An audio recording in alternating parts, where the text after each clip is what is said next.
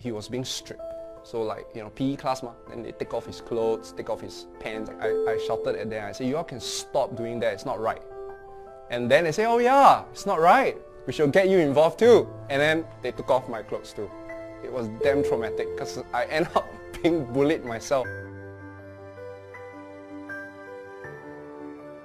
I was not a very confident guy. I feel that I'm not good enough, and so I feel like a nobody a lot. I remember my best friend once said to me, she said to me that if you are in a room, people probably will not notice you. And I remembered there was one teacher, my primary 2 teacher who I'm actually still in touch with. And she said, Eric, Miss Young know what's going on in class. Because I was bullied a lot, right? And I was being called all kinds of names. And she said, ignore your friends. Miss Young believes in you. Miss Young really thinks that you are made to do big things in your life, understand? And she said, make me proud, do well in your studies, okay? And if not for her, I would not have found my calling, and that's to be a teacher, because she changed my life. After I graduated, I knew very well that I want to be a corporate trainer because I love self-help, I love personal development, so it's a very natural step. I joined many speaker clubs, right? I meet a lot of very good speakers, and I'll ask them for advice. I remember I spoke to one guy who I respect a lot as a speaker, and I said, do you have any advice for me? And then he looked me up and down. He said, young man, my best advice for you is to quit this industry. So it was like a big blow of ice cold bucket of water being splashed at you.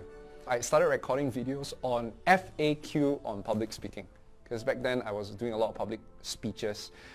So I remember just answering questions, doing videos, and then posting that up. Not a lot of engagement. I mean, I don't even know how to use that word back then. I just know that, hey, how come like not a lot of likes and not a lot of comments and very little shares? And then there's this nightmare thing, or this shadow and memory that comes back and go like, oh my God, as much as I try to be a somebody, the truth of the matter is I'm a fraud.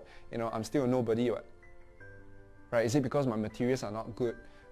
Is it I'm not good enough? Or people don't care about me?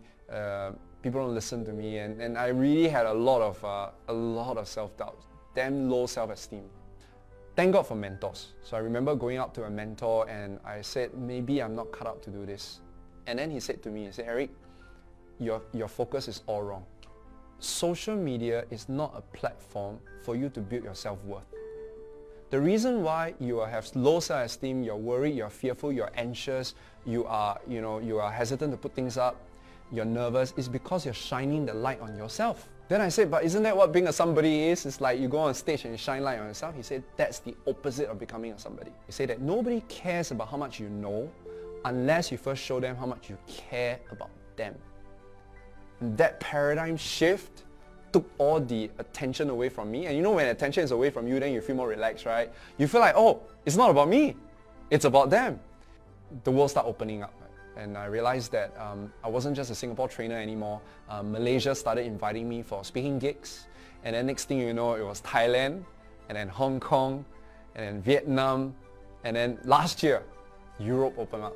The world, as it, starting to become my stage. I have a community that I love a lot. I call them shining stars because I really see them as stars. And my job today, I see myself as, their mentor, right? To share with them my journey and to help them find their voice so that they can be heard, so that they can be known, loved, and respected. Because only then you can then fulfill your calling.